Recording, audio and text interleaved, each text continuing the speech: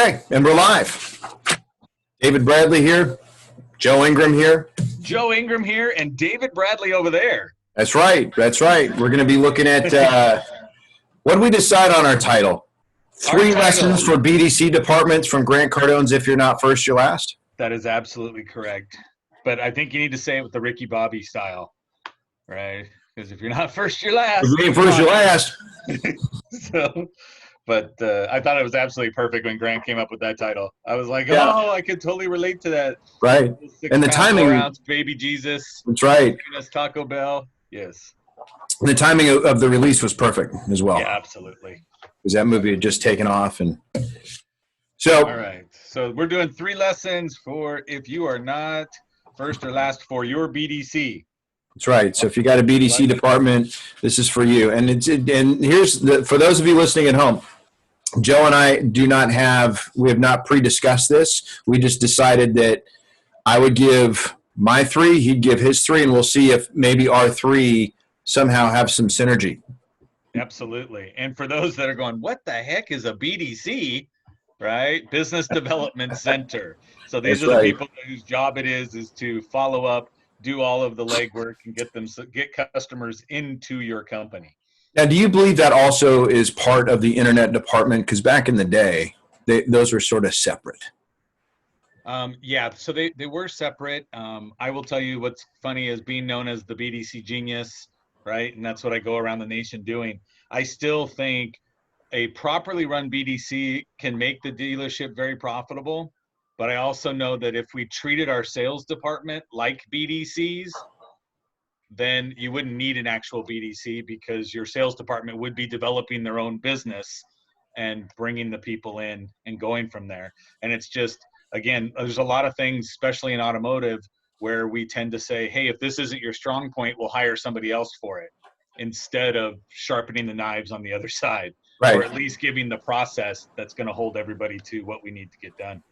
Once Grant, one of the first lessons or early lessons I learned from Grant was that your outflow should be senior to inflow. Yeah, absolutely. I tell everybody, you got to dial for dollars, and the inbound call is gravy. Yeah, right. And that you should never be dependent on that. So for me, a BDC has always been about just adding wood to a fire that should already be burning. Absolutely. And see, it's gotten away from that through the years, where instead of just having an outbound team, they're actually taking a lot of inbound opportunities as well. And it's that's why when I look at this, so when I was going through the book, I was like, that's right. This is so great for sales departments as well as BDCs, but we're going to focus it on the BDC. So that actually changed up several of my 3, right? My top 3 lessons that I went through. I was like, oh, no, it's all about the BDC people and what it is they're doing. But that's what again, a good book means you can read it multiple times and get a new lesson each time based on your growth. Amen to that. Okay, so what was the first one you got? What was the first one you came up with? All right, so the first one that I'm looking at, right, and I got my book here. It's here. Past client reactivation. That was my first one, and that's because going through you look at it. So I'm going to quote something out of the book, and then I'll give you the spin that I've put into place after reading it and going through. So the big key, right? Let's reactivate it. So it says reactivating past clients mean contacting each person to whom you have sold and provided a service before, but with whom you are not actively working at this time. And then the big part right here, it says this is not an option. It must be done daily. Right? And again, that's where you stop and you look and go, hey, this isn't a good thing. But if I only do it once every week or so, but it says, do not spend your time organizing or qualifying the list. Make calls, organize later, and never ever qualify. And I know that's huge when you look at in the dealership world in a BDC. That's absolutely huge that nobody is actually doing what they're supposed to. It says during periods of immense economic negativity, your biggest benefit is the fact that your competition, right, is doing very little about this solution. And these are people that already know you, like you, trust you, and have given you their money in some fashion or not. And nowadays, I mean, look at the timing, right? When this book came out, there was no such thing as a gold digger for e-leads or auto alert. right? Or all Right, these right. other Revenue Radar at Dealer Stock, all these different companies that go in and mine your data and give you these people and the probability. But what I've noticed, right, and one of my clients the other day, they pulled up one of the systems, they're looking at it and they go, oh, well, this one only scores a 75 as a possibility of buying out of 100. And I'm like, and they're like, so I'm going to go look for the other ones to dial. And I was like, don't qualify these people. You don't know anything that's happened to them in the last 3 years. Yeah. You don't know how many people are in their actual household that would need a car. Why are we pre-qualifying? Don't pre-qualify. Just click on the list and start dialing. Dial, send your email, text, do all that. And that's what I look at and say. So that was my the first one that I said, I got to get everybody out there to understand this and go through. So I throw it now back to David Bradley and say, what would be your first one? The first thing that I came up with, actually in the book, is at the end. And so Grant talks about having a freedom financial plan. And if anybody's reading along or wants to read along at home, it's on page 181. But the quote that I found was this: a true financial plan should clearly state your monetary goals. It should outline exactly how you're going to create surpluses of money, what you want to do with the surpluses, and how to manage and invest that money. A plan suggests that you're doing something to make things happen. It's not a historic evaluation of what has been done already. That's a budget. Plan means a method of achieving an end, a strategy of how one is going to stay viable and solvent as a household or a business. A budget is a list of those things on which you're spending money. So whether you're a BDC manager, whether you're the general manager, whether you're a salesperson, like, why are you showing up every day? Amen.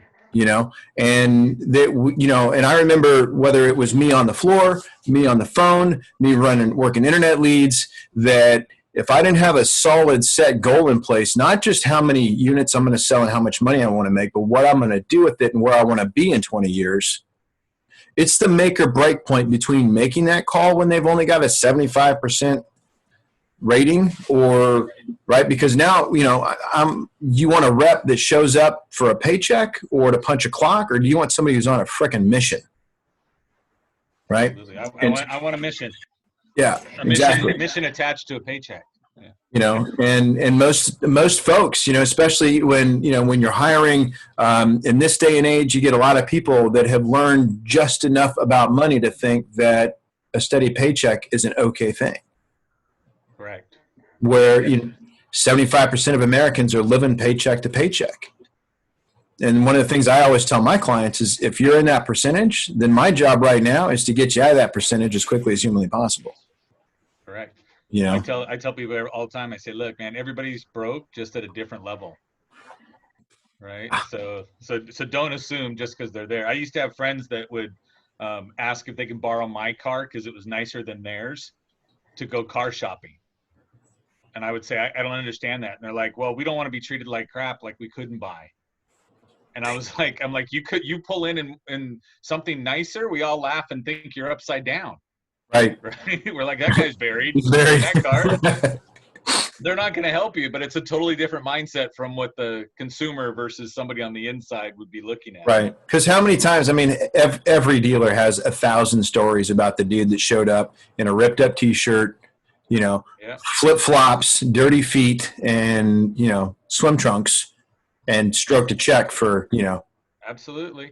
$80,000 farmer guy that gets out of the truck, and then when you finally get done, he goes back out to the truck and brings in a shoebox full of cash. Right. And you're like, everybody, you can't afford to prejudge. Yeah. No, I did. That's an excellent point, where you need to be thinking beyond where you're at. Oh yeah. That's ultimately, where are you headed? Because so many people are stuck in only right now, the immediate gratification. Right. What's happening now? What happened before? Right. And that's why they're cherry picking that number. Yeah, absolutely. And again, I laugh because if you look at it, right, the answer is get on there and don't think about it, just do it. But if you're sitting down, if you've got 10 other people that are at a dealership with you, if you're sitting with 4 other people in your BDC, you're all going to be waiting for the next phone call to come in, right? You have to be the fastest one on the phone, which means you don't dial out because you're waiting for an inbound call. So now you're going to sit there for a long time and not realize that if you had actually applied the lesson of going after it. Again, if it's 75%, okay. If it said there's a 20% chance of doing it, doesn't matter. Get on the phone and do something, because I tell everybody, if you're going to be dialing out like you should be in a BDC, the goal is to do what? Set an appointment. So that means when the phone rings and your hand's already reaching to go dial out, you pick up that phone, you're still thinking appointment. So there is no distraction. There isn't anything. Right. It's just an effective use of your time, and how do you maximize everything, which is, again, where the plan came in. Never let that phone hit the cradle. No, not at all. Not at all. So that was cool. What's your second? My second one is, again, my hat was only on my BDC people and going forward, which was, it's the unsold follow-up one, which is Chapter 5, Converting the Unsold. Converting the unsold. Yes, and it was starts on page 59. But what I put through is that though rarely utilized, this tactic truly works. After all, don't these people remain unsold simply because you didn't transact with them? They came in, they went to do something, whether it's internet, whether it was a phone call, whether it was an actual floor up, right? The fact that you failed to close an opportunity and then dropped or forgot about the lead does not mean that that person is no longer potentially in the market for your services, right? And it says on this one, right? It says, just because you quit following up or the client bought from someone else doesn't exclude that person as being a prospect for you now. Right? And one of the biggest takeaways on page 61 said, if the person has not bought from you, conduct a new fact finding as though you haven't before. Okay. Yeah. This is, you will need to start this sale over from scratch. Do not assume what the client previously wanted is consistent with what he or she wants now. Ask them what's changed. Inquire to why he or she opted not to do anything at that time. And that's when I look at, so a lot of times the notes that are in the CRM almost hurt the BDC person doing follow-up, because they're looking at, they read the notes, and again, and somebody in the sales department has failed to leave proper notes, or they put in notes which is very emotionally based. Up, right? And so we've had times where we go, you know what, CRMs don't let you erase things so people can't cheat.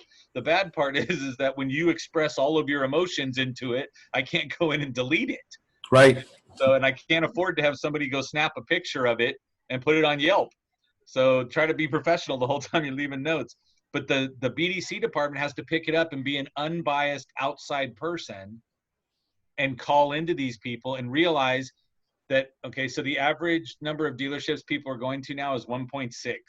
2 years ago, it was 1.2, right? So we're getting better at pushing people off our lots. Yeah. And saying, go away, right? Back in what, 2000, when I got in, it was 5.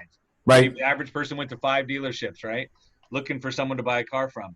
But now we're doing so much more online and so much more qualification before I come in. So if it's going to 1.6, right? That means it's a 50-50 chance, because if I round up 1.6 to 2. So these people are leaving. Where are they going? To the next place where they're going to buy. So we're pushing them off. So that means, to me, like, unsold matters. If somebody walks out, you should be calling back to the BDC going, I just put this lead in. This person just left. Get on the phone and call them. And what's interesting about that too is I tease my clients a little bit about that. I'm like, hey, listen, it's whether it's 1.2 or 1.6. If you're the 0.2 or the 0.6, that means you totally blew it. Yeah, you because did. If they're only going to 1.5, that means really they're only going to 1. And the first place they go is the place they're like, okay, if everything goes right, I'm doing a deal. Right. And again, right, Glenn Ross, no one walks on the lot unless they plan on buying a car. Right. There isn't a let's go check out cars anymore. No. There's actual virtual test drives online. Totally. Right. In fact, you have people in there. I think it was 14%, and this was in 2006 or 2007, 14% of buyers said they don't want to or need to drive the car in order to make a purchase or a purchase decision, and that was 5 years ago. So I can only assume that statistic has gone up. Right.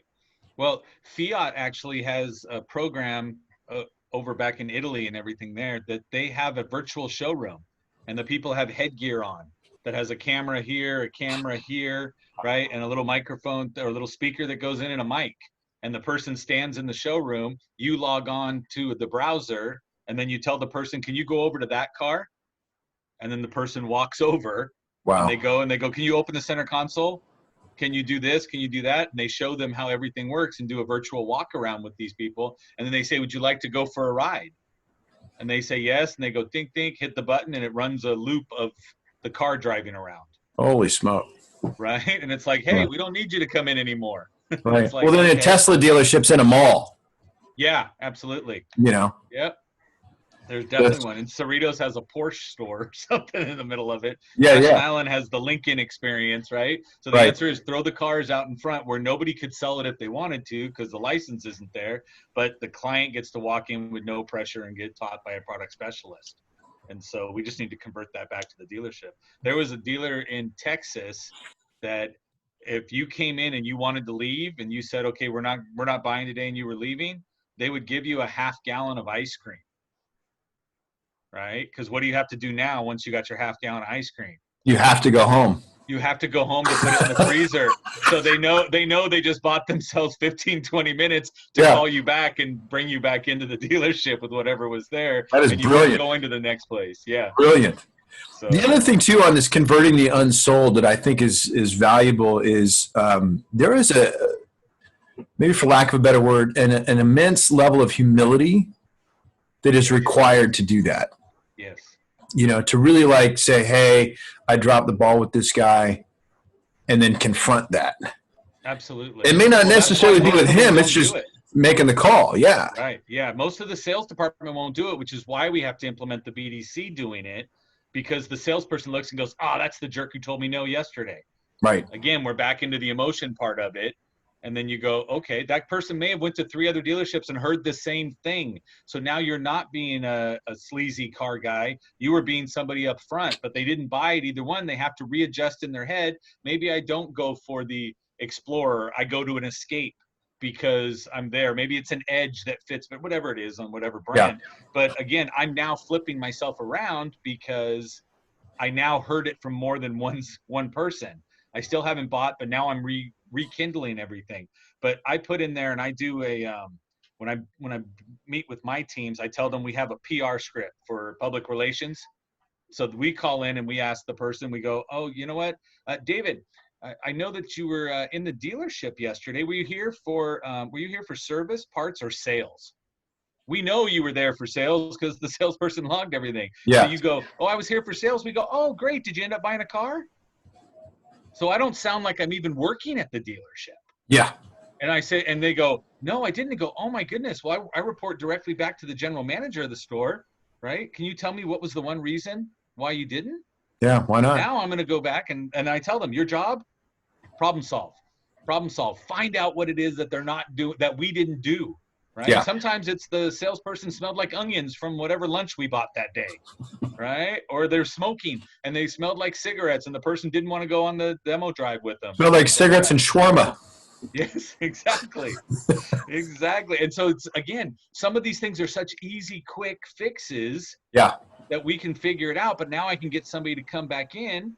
Right. And that's to me, the BDC's biggest job. I tell everybody, I go, if you're going to drop me back into a BDC to work, right, inbound phone calls are great, but I'm going after unsold showroom traffic because those people have shown the most commitment, right, to anybody that's there. And if your average internet person is going to be buying 3 to 6 months from now instead of the same month they emailed you, who's following up? These are all unsold people. Get out there, start dialing. And I think the stats, what, like 78-ish% of all B-backs do the deal? Yes, absolutely. So if I just get you to come back. Right. Odds are in my favor that it's a show and a sold. Really good. BDC rep. Yes. Yeah, really good. Right, I've rambled enough. David, give me your second one. So it actually goes hand in hand. I think it's pretty cool. So with converting the unsold, and I think what we really touched on is the fact that the way people shop and buy, very different now. Yes, absolutely. It's just, and good or bad, what it is what it is that the car itself has been so commoditized that Grant's chapter called Delivering at Wow Levels. Oh, that was on my other one that I took away. Yeah. So I'm glad I brought it up. Number 4. Yeah. You know, so he, on pages 84 and 85, the first thing he says, and this is even more challenging in a BDC department, in an auto industry, or in an internet department, the first thing he says is an important rule to remember price is never the way to create a wow experience. Correct. Wow, that's great. Reducing price or cost does not add value or solve problems. It merely reduces the cost of the product and can actually diminish perceived value. Correct. So here we are, though, in an industry where, dollar over invoice, true car, right? Yes. Guaranteed pricing, lowest pricing at 10 grand off, a Chevy. So like there's all of this stuff that we market out there. Right. But at the end of the day, the only reason someone's going to buy something is because they fell in love or it solves a problem. Right. And they're going to be happy if the value of the product is perceived as more than the expense of the product. But the experience at the dealership is really I think the differentiating factor. It's how they're treated. It's how they're received. It's how everything, how the emails are presented. Grant said the book, Sell It Be Sold, he says, are you a Ritz-Carlton or a Holiday Inn? Right. So it's like, what kind of an experience are we giving to the customer to where they're like, wow, where price isn't the issue anymore. It's like, this solves my problem. I get my 3 rows. I've got the safety I need. I have this, that, and the other thing. And that dude is amazing. That's where I want to put my money. That's who gets it. Yes. So I'll throw in my 2 cents on the wow thing, because again, that was my number 4 that I was fighting back and forth between this and my number 3. But on that one, stop and understand that everybody is controlled by the digital gun, right? Yelp and Google that are there. And so the wow experience gets somebody to leave you a review that's going to be 4 and 5 stars. Okay. If you think about it, if you went through a drive-through today, so you go through a drive-through, you order at the speaker, you pull up to the window, you pay, they hand you your food, and then you pull forward, look inside the bag, and everything is correct. Do you stop and go, woo, yeah, I'm leaving them a Yelp review? No. No. Why? Because they met your expectations, right? So you did what I thought you would. There is nothing there. There's no energy in the fact that I got that I'm satisfied. There's no energy. Right. I just feel satisfied. If you did something at the end of the day, you go, oh, I had a great day. You don't go, I'm going to go run around the block. I don't go say I'm going to go do all of these extra things. So if I'm looking at that, my answer is going to be, okay, if I got a bad experience, what's the first thing that happens? Oh, they tell everyone. I get angry. And you see these people's fingers just going away when they're starting to write something, angry. But anger is a fueling emotion. It gets you excited and it gets you energy. There's adrenaline pumping. Yeah. Right? Because it's the fight situation because I'm upset. So it's very easy to find the energy to leave a bad review. There isn't one in a good job, but there is enough energy created in a wow. Yeah.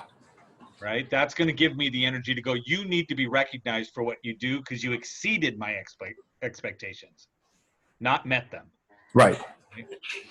You want to drive them to Google and to Yelp, you're going to exceed their expectation one way or the other, either in a great way or the other.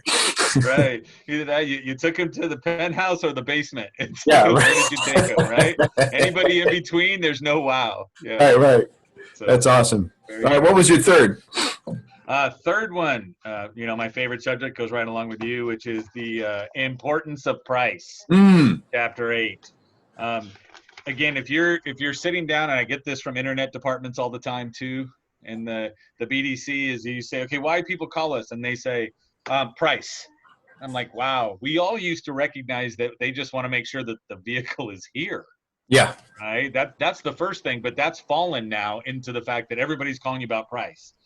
Right. And so in page 91 it says, price is always a very sensitive issue, especially during times of economic contraction. And you're constantly getting hammered with the notion. It's the notion, okay, that people don't have money and your weak competitors are lowering prices as a solution to their tougher environment, which goes back to what you were just talking about, the wow factor, which I believe is the next chapter, right? Yeah. So the wow factor, what did you do in the wow factor? You gave an experience that was better. But I tell people all the time, I say, look, if I put a special price up online, so we got a price out there, and the person's going to call you and go, I want it better than what's there.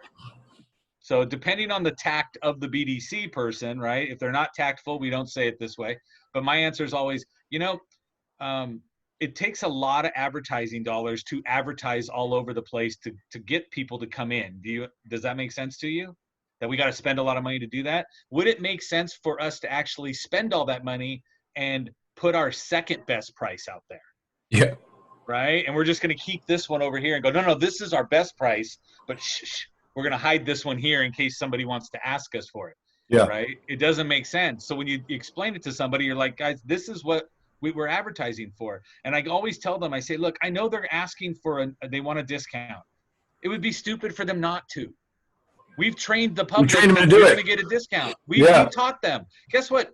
You know what? Before, in the 90s, no one knew what an invoice was. Yeah. Right? And then we just started telling everybody after that, the late 90s, we're like, hey, you guess what? How about if I show you my invoice? What if I show you my invoice? You're like, where did we get so weak in the sales department that the answer was, please just cover my cost? Yeah. Right? I'll split the holdback with you. Just do something. Exactly. And you stop and you say, well, exactly. I tell people this, go to McDonald's, right? McDonald's is a multi-million-dollar business ran by 19-year-olds. Okay. Go in there. They're completely systematized. Walk up to them and say, I'll take a number one, but I'll give you $3. Right? They wouldn't even know what to do with you. No. For one, they don't even know what the number one is. They got to look back at the board and go, oh, the Big Mac meal? Got it. Okay. Right? But to them, their answer is, there's no negotiating. You call the manager's like, what are you talking about? Why are you negotiating? Yeah. So why would we sit down and totally devalue our own product? Right. And if they're reaching out to call you based off of an advertised price, that price itself is already good enough for them. They're just nudging you for the rest. And the answer is can you do what it says here, which is hold the value of your product?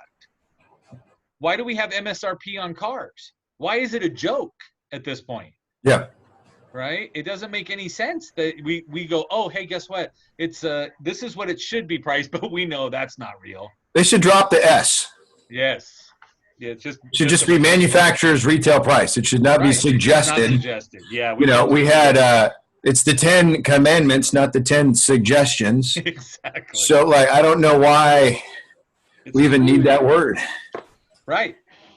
We suggested it be that way, but we decided not to. And again, in today's world, the difference between invoice and MSRP has completely shrunk. It's not like you have all this extra money that we could say, let me discount something. Like what's the room in a GMC Terrain? It's like $59. Yeah. I look and I go, look at if you go into like a Nissan Sentra, there's a $200 difference between what you pay for and what the window sticker is. And somebody's going to go, I want $2,000 off. And you're like, okay, I'm already $1,800. It doesn't matter where holdback was. Doesn't matter what anything is. I'm definitely in the hole. And what business today is still in business by selling things for less than what they paid for it? Right. And in business. And in the book, he talks about that. The number one reason a business fails is not because it's undercapitalized. It's because you're not selling enough, right, in quantity at margins high enough to stay solvent. Right. And again, if you're in automotive space and the manufacturer is telling us what is actually the margin, and then we all jump on to different providers, right? Somebody that's maybe a false car or something, and then we go to them and say it's a race to the bottom. Right. Who can go the furthest back of cost to gain that unit? And it's like, it just doesn't make any sense. And we haven't even got smart enough to say, hey, what if we all just sold it at the MSRP or MRP? Right? Yeah. What if we just all said this is what we do? It would take all the pain out of car buying. It would take the negotiation, which everybody says is their most painful part. Right? It's like, okay. How would you make that shift? So I would have to be delivering a wow experience for one. Yeah. Right? I have to be delivering better than what anybody else is doing, because if price was the only issue, Nordstrom's wouldn't be there. Right? Needless markup, or Neiman Marcus, however you want to say it, right? Wouldn't be in business today. Well, I look at things just about the service. Yeah. If you look at things with like an obnoxious margin, like obnoxious sunglasses, the movies, Popcorn Disneyland, the movies. Yeah. Right. Disneyland, they're like, we're raising our prices, $20 for everybody. And people go, ah, and then they're still selling out every day. Yep. Yeah. So it's the Somebody experience. sneaks food into the movie theater, but more people stand in line and pay $8 for a bucket of popcorn. Right. And the whole time they're bitching about it. That's a ripoff. They're ripping us off. Hi, 2, please. Yes. Come on. And they're not sitting back going, ooh, I want to offer them less. Right. Right. So if every other retail establishment can hold their value, then yeah. Am I going to miss some because it's $8 for a bucket of popcorn? Yes. Am I going to win more than I lose? Yes. Right. And if I need to, we get a mobile app so I can actually steal all of your info and know it, and I'll send you a coupon for $1 off, but I still got you to spend $7 on something that cost me $1. And the movie guy's better at bumping people than most car guys. Absolutely. Absolutely. Yes. Right. And again, we tend to, but remember, we're on the other side in the car business. We're getting punched all day long. Right. So we just get there and we're like, look, if I don't fight you, can we just get it over sooner? Right. Right. Instead of me saying, hey, guess what? The factory's trained me. My management's trained me. My dealership has invested in me. And instead of using all of it, I'm just going to say, could you please stop? From a guy who's going to come in and buy a car every 3.5 years. Right. So there's a method. I mean, if your process is dialed in, none of that shit, pardon my French, should be happening to you. And if it is, it just means you need training. Right. And again, a lot of it starts with your BDC person. Are they telling you that there's a chance that, of course, you can get a better price? Right. Are we emailing the internet department and they immediately send back a quote at $2,000 below cost? But nobody ever called me. Nobody ever texted me. So they treated me like I'm a grinder of a price shopper. Right. Yeah, they made a massive assumption based on this guy's calling about this. But one of the things I love the most, we go online and you put something on. So I'll ask you, David, we haven't rehearsed. We know this, right? If you want to go buy a watch, so you go online, you start looking for a watch. As you go through, you see the watch. This store A has it for X amount of dollars. Store B has it for that same X amount of dollars with an extra $100 off. Where are you going to go buy it? I'm gonna lean towards the cheaper one. You're gonna lean. Why? Right. So then, but would it make sense if store B had 5 watches that were very similar? One of them was $100 less. Would it make sense for you to pick one of the other ones that is $100 more to find out if they still have it? Right. Well, I need to know what each watch has now. I've got because choices support decision making. All identical. There's 5 watches, all identical, and one of them has a $100 discount. Which one do you want? Well, honestly, that would make me skeptical. Okay, and you would pick up the phone and call and go, "What's the catch on this one for $100 less?" Well, it doesn't have a minute hand. Right. Exactly. But again, look at all of your dealership websites. Yeah. If I click on something and I now go, okay, I'm going to go and click on all the Dodge Durangos. And then I'll sort price low to high. The first one says what? Ad car, $5,000 off. It's da-da-da-da-da. But it's the MSRP of $38,520. You go to the one underneath it. Same color, same options, MSRP $38,520. And then we get upset at the dealership and go, why do they always call about the one that's $5,000 less? Well, who wouldn't? Right. Who wouldn't? It's just logical. It just makes what we do as human beings. So and that's the purpose of discounting in your ad is to generate traffic, get interest. Right. I want to, again, I now have to compete to get people into my store, right? Why did I put a BDC together? To get people off the couch, to get them inside so my sales department can sell them. Yeah. And so, but why get upset? I have some dealerships where they yell at the internet department because all you do is bring in all the ad cars. And I'm like, well, who do you think would? Right? We only do 100% digital advertising. That's the only place you can find our ads is on the web. And then I get mad at the department that handles the web leads. Right? No, their job is to generate traffic, generate people in the store, and give me units. Yeah. That's their job. Don't post it online with the price if you don't want to sell it at that much. I love how this has been such an organic conversation because it goes right into Your third? My third, and it's perfect because, so Grant, it's not written in stone in this book, but he talks about the solution to all problems in sales is a full pipeline. Yep. And when he wrote this book, right after, when I first started working with Grant, which was in 2011, he's on the phone with or on a Skype call with a client. He's talking about each one of his books, right? And he pulls up this one. And he goes, "This is a book about prospecting. That's all this book is. It's about generating traffic. It's about getting in front of more people. This is a prospecting book." And so, and when I first heard that, it sort of changed. I'd already read it like twice. So I went back and I read it again from that mindset, and it changed everything for me. And so with that, he talks a lot about, this is the power schedule to advance and conquer. But in it, he gives a formula. It says time times actions equals measure of advance. So for somebody in a BDC department, how far do you want to go? And we've already been talking about outflow being senior to inflow and massive quantities of action and not waiting for the phone to ring, but outflow and make the call. So he says to the degree, or the degree to which you advance is limited only by the amount of time and action you invest. Absolutely. And the idea of an investment implies ROI. Correct. Right. So what that ROI for you would be appointments, and then appointments that show, and then Correct. car deals. So he says the person who willingly swings the bat has a better chance at success than the person who refuses to swing. Any efforts, and this is where we like, this is why I love being so organic. Any efforts, even poorly executed ones, will aid your progress towards advancing and conquering, especially if you make them regularly and follow them up with subsequent action. Then the last thing that I highlighted was there seems to be a lot of people who aren't willing to expend energy without complete assurance of usually immediate or short-term payoff. Right. An attitude like this only guarantees the demise of your economy. Right. The difference between a sales professional and somebody who's just a salesperson. Yeah.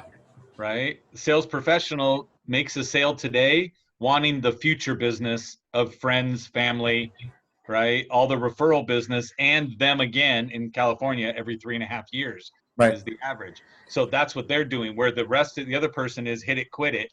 And I don't care. I probably won't even be here when they come back. Yeah. I may not even be here when they come back for their first service visit. Right. So, possible. Absolutely. So yeah, I mean, doing something is better than doing nothing. And doing something with intent is even better. Yeah. Right.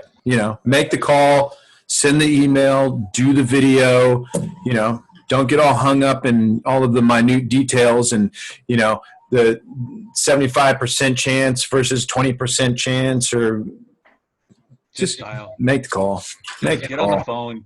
BDC, you don't have to meet with the people face to face unless they show up for the appointment and you say, "Hi, here's your sales associate," and be done. But you're protected by the phone and the computer. So just jump and do it. Average car buying experience is still 3 hours and 45 minutes. It's been the same thing for the last 20 years. What would need to happen to get that sucker down to like 45? Yeah, I got it to 1 hour and 20 minutes at one of the stores that I ran, but it was a lot of process.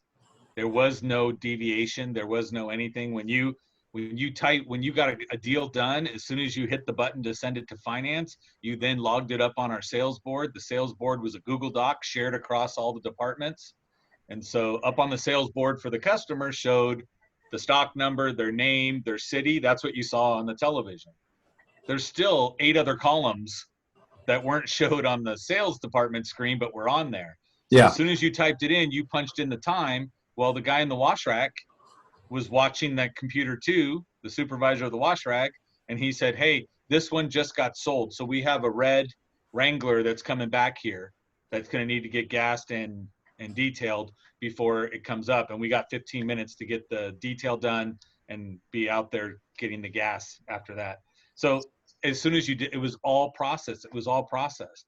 We wrapped a rag around the window or around the mirror, right? We had rags that we used, and then we had the delivery towels.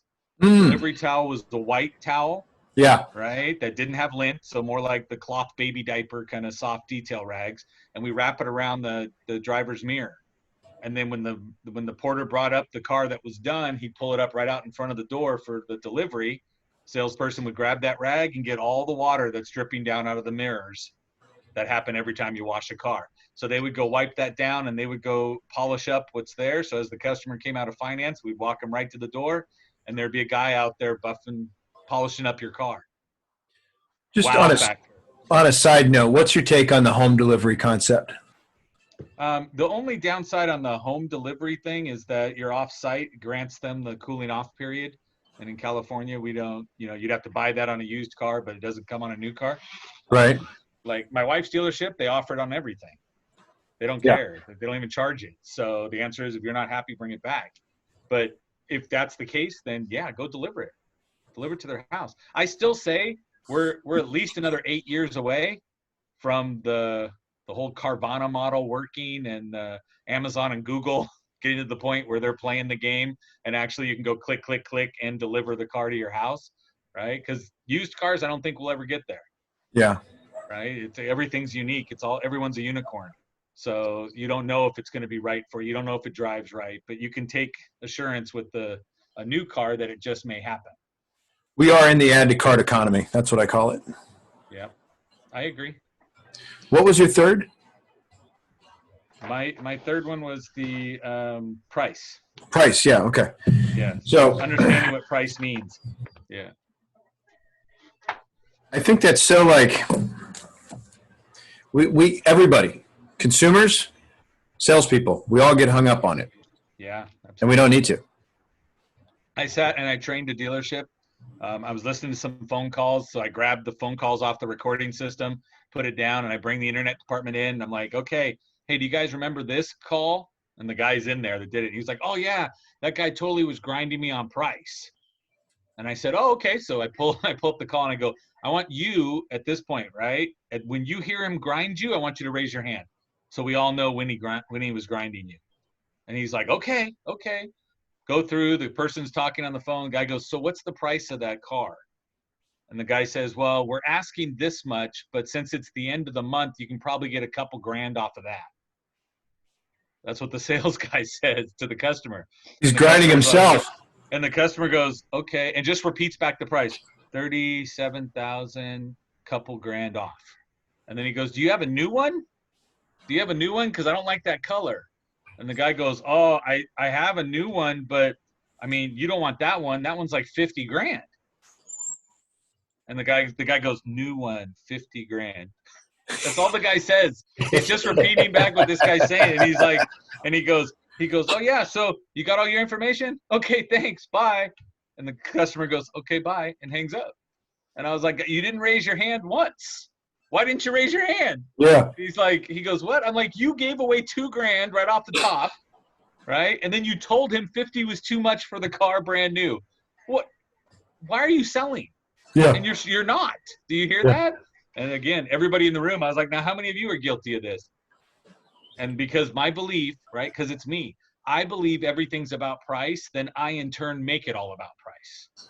If I believe everybody calling is looking for a discount, then I throw the discount out before it even gets there. And if somebody wants to grind you, because now this is what we failed to learn over here, especially in California. If I go throw a really low price online, right, throw a big dealer discount and I throw it out there, that's the starting point for the person who shows up to negotiate from. They're not looking at us and saying, oh, by the way, you've already took the pain out of negotiating.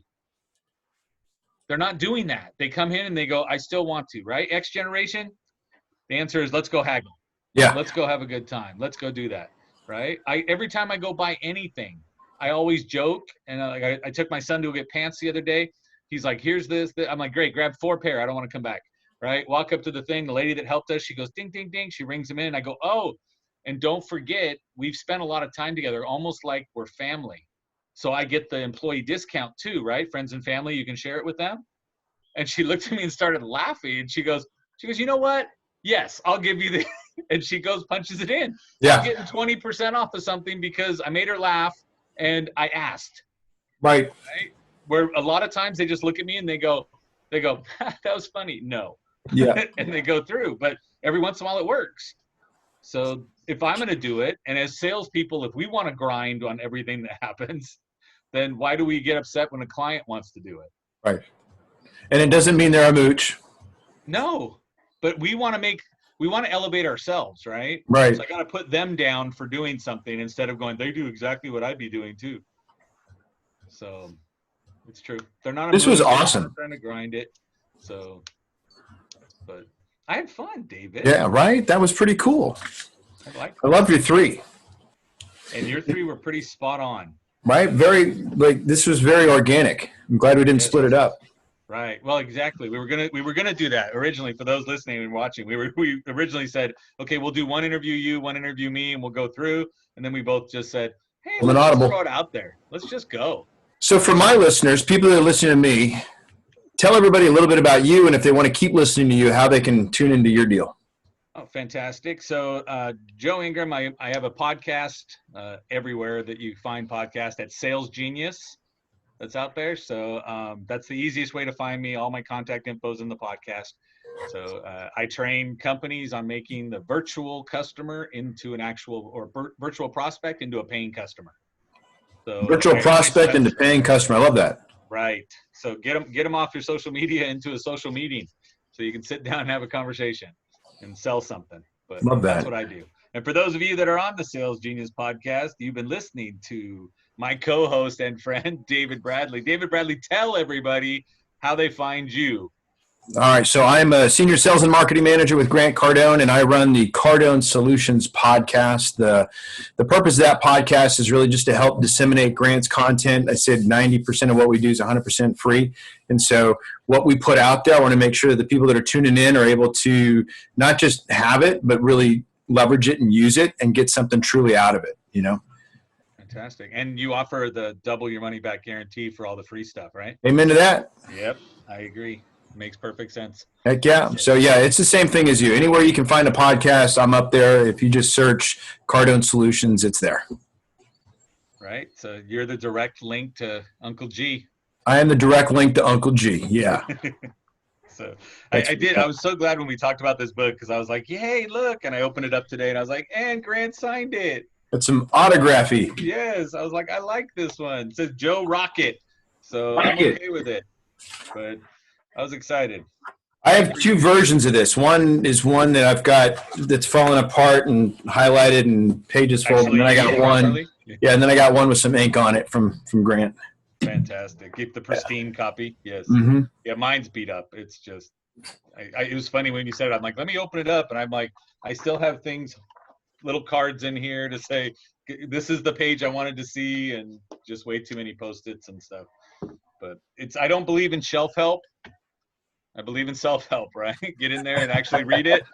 Most people buy it, put it on a shelf, and leave it there. Yeah. And the shelf is very waiting for its potential. Yeah. You know, we sort of talked about it, but I think, you know, one of Grant's philosophies that I really push myself every day to be better at is called the winner's exchange. So it's like, it's one thing to exchange with somebody where, you know, I give them a car, they give me a bunch of money, and then we're done, right? We sort of alluded to that, but the winner's exchange is where not just did they get the car, but they use it, they drive it, and they freaking love it, you know? Absolutely. And for us, on our side of things, it's not did we just give you a book, but you read the book and you used it, and it improved your life in a measurable way. Absolutely. Someone just asked that the other day, what's the favorite thing about what you do? And right, I train companies and I train their staff, right, to sell things more. And so when I look at it, I said, my favorite thing to do is sit down and train somebody. And as I'm training them, you see that little spark go in their eye, and you know you just changed them forever. Because you just changed the total outlook, and then they saw it and they realize it, and now from this point forward, they can't go back to the way they were thinking. Yeah, it's impossible. Like, when I see that, I'm like, done. Okay, I'm good. Now, if I can do it multiple times in the same training, even better, right? Right. Watch their heads explode in front of you. So. A couple of years ago, I think it was in December. I got a call, but it was this young kid. He's up in Canada. He newlywed. He's going into his second year of marriage. He's got 2 kids, one before they got married, one after. And he says, hey, listen, I was at another dealership and I was not figuring this out. And I got fired back in July. And I came over here and wasn't really clicking. And then you guys got on our training, or we got on your training program, and I started listening to Grant in October.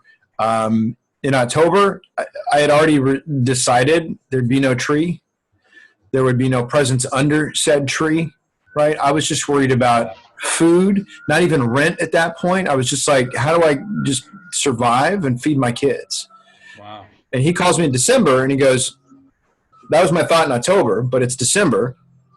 I've got a tree. There's presents under it. Rent's paid. Food's in the cupboard, right? And like when you get that call, right. I mean, forget about it. That's why you do what you do. It's the validation of what you did and what's out there. Yeah. I agree. And again, changed forever. Yeah. Changed forever. Yeah. Awesome. Well, this has been great, man. Thank you so much for doing it. Appreciate it. I appreciate you as well, David. And look Glad forward. we got connected. I know, me too. And I think we should do this again. I agree. We're always here. Yeah. All right. Bye.